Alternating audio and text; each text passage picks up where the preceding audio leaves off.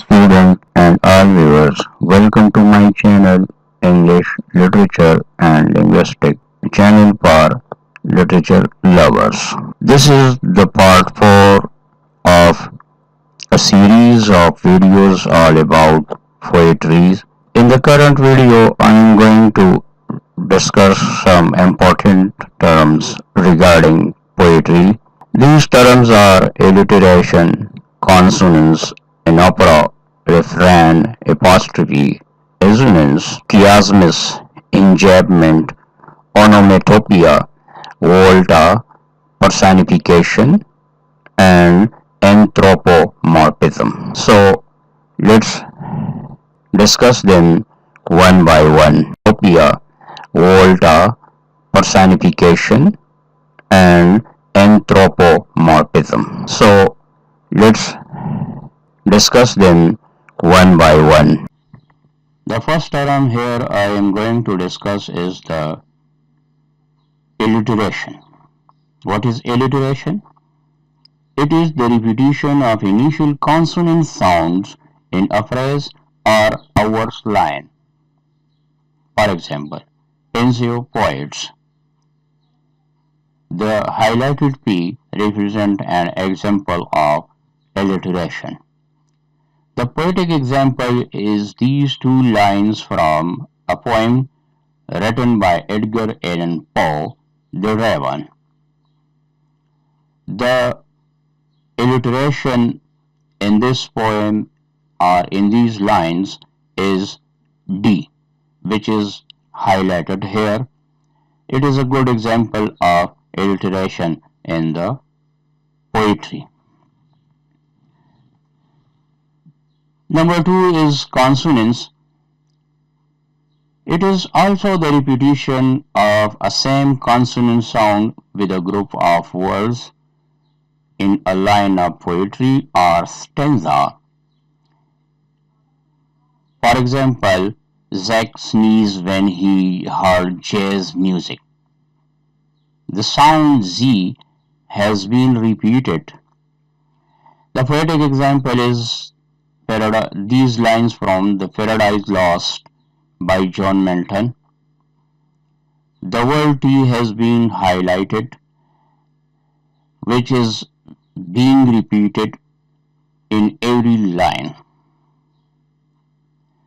The difference between alliteration and consonance is that in alliteration, the consonant sound occurs at the beginning of a word, whereas in consonance, the consonant sound can occur anywhere in the word, maybe at the beginning, in the middle.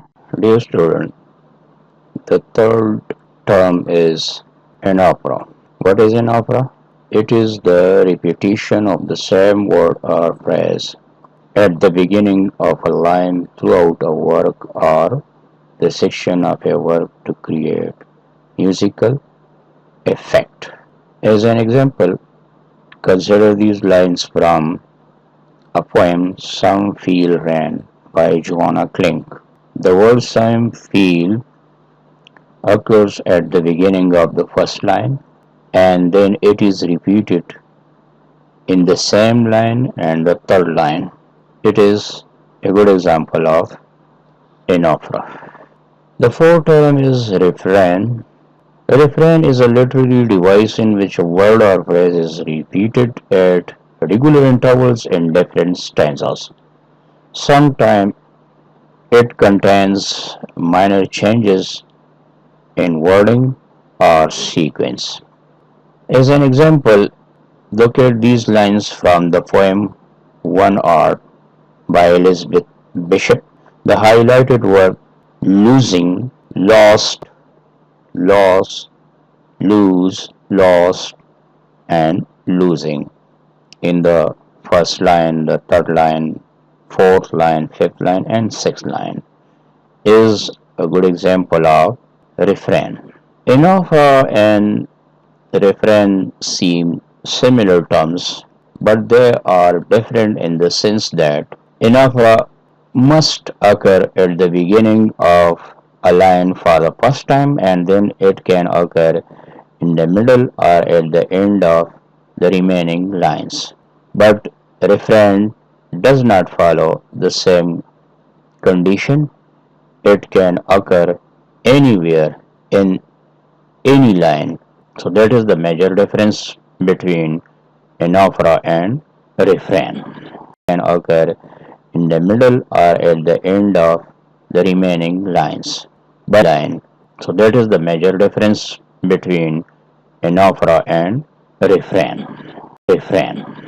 Dear students, the fifth term is apostrophe. What is apostrophe? It is a figure of speech in which the poet addresses an absent person, an abstract idea, a god or goddess, or a thing.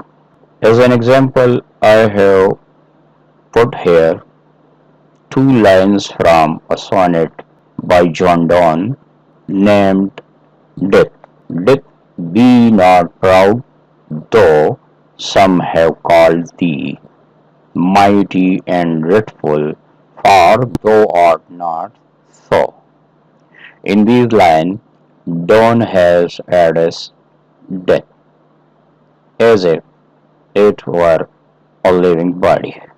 The second example is from Shakespeare's Sonnet 148, in which he says, O cunning love, with tears thou keepest me blind, lest eyes well seeing thy foul faults should find. In this line, Shakespeare addresses love. These are the good example of apostrophe. Let's go to the next term, which is assonance. What is assonance?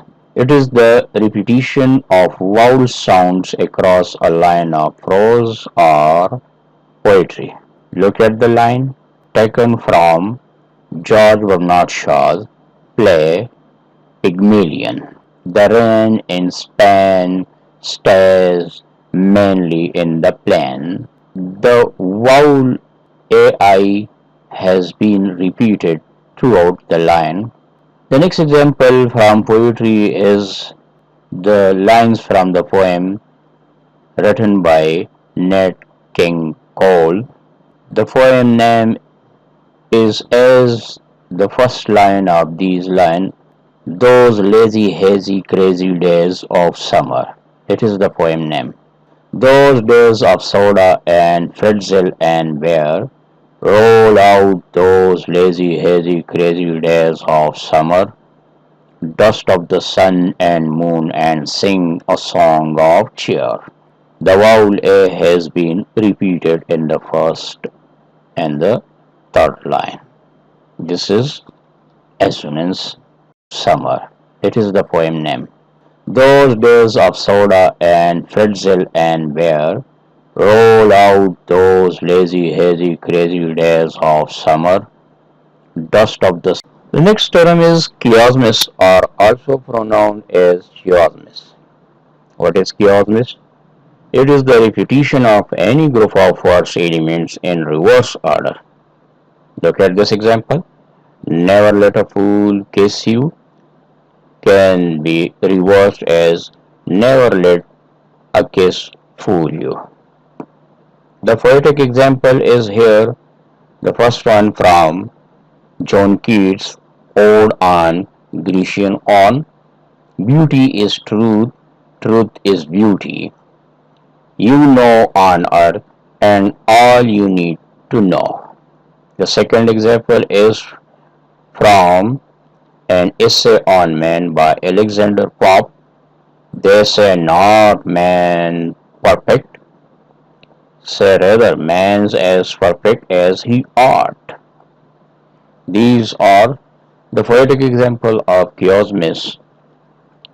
So let's proceed to the next term, man's as perfect as he ought. These are the poetic example of chiasmus. So let's proceed to the next term. The next term I am discussing here is volta. What is volta? It is a shift or turn of thought sometime marked by an yet or only yet, which usually begins at the ninth line in an Italian sonnet and 13th line in an English sonnet. Consider these lines from the Shakespeare sonnet 113. I love to hear her speak, yet well I know that music hath a far more pleasing sound. These two lines is a good example of Volta. Well, I know that music hath a far more. And dear student, the eighth theorem is enjambment. What is enjambment? A line of verse having no end punctuation, but running over to the next line to complete the sentence. Look at these lines from the Sonnet 116 by Shakespeare. Let me not to the marriage of true minds admit impediment. Love is not love that alters when it alteration finds, or builds with the remover to remove. Oh no, it is an apex mark that looks on tempest and is never shaken. It is the star to every wandering bark. The first line have no full stop, comma, or any other punctuation mark, but it's run over to the second line where it completes its sense at the word impediment. And in the same way, the second line run over to complete its sense with the third and the fourth line. The fifth line run over to the sixth line for its completion of sense, and the next line is complete in its sense by itself.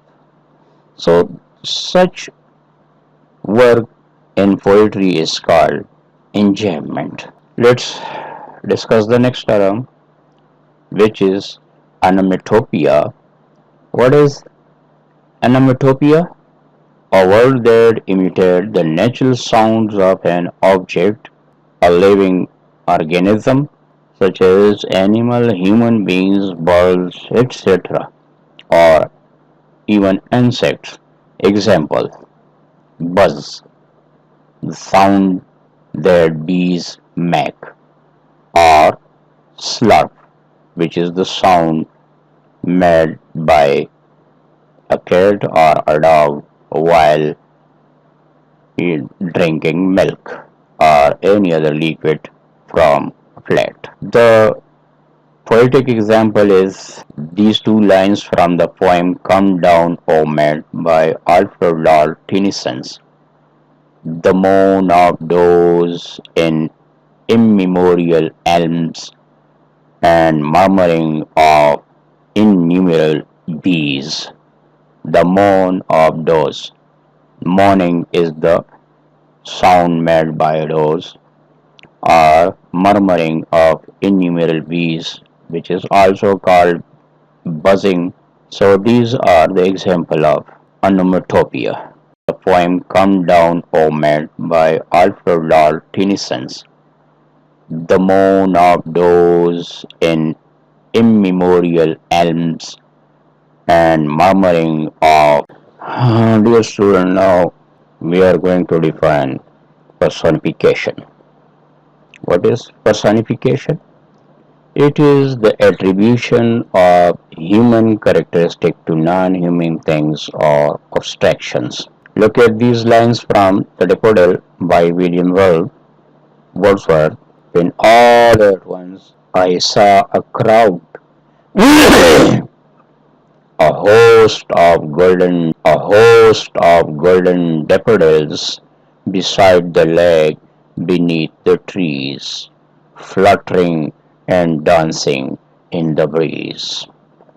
Fluttering and dancing are human characteristics which have been attributed to the flowers daffodil. So this is called personification. The next term here is anthropomorphism. What is anthropomorphism?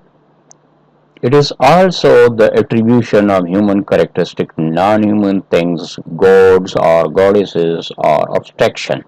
Consider these lines from the poem What the Rattlesnake Said by Washe Lindsay. The moon's a little prairie dog. He shivers through the night.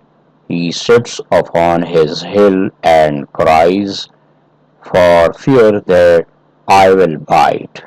The sons of Ronco, he is afraid, like every other thing, and trembles morning, noon, and night, lest I should spring and sting. In these lines, the moon and the sun have been attributed with the human's characteristic. Now, what is the difference between personification and anthropomorphism? Personification is the attribution of human characteristic to non-human objects just only one time at a certain moment. But when these characteristics are permanently assigned to a non-human object such as stone, air, sun, gods, or any other abstraction, then it is called anthropomorphism. All the animated movies in which turtle, rabbits, or any other animal behaves like human are the good example of anthropomorphism. So these were the terms I discussed here, not though in full detail, but only the purpose of this video was to bring the attention of the literature student so they may find them interesting and to look for them on the web or in the book to learn more and more. Thank you for watching. Stay blessed. Or the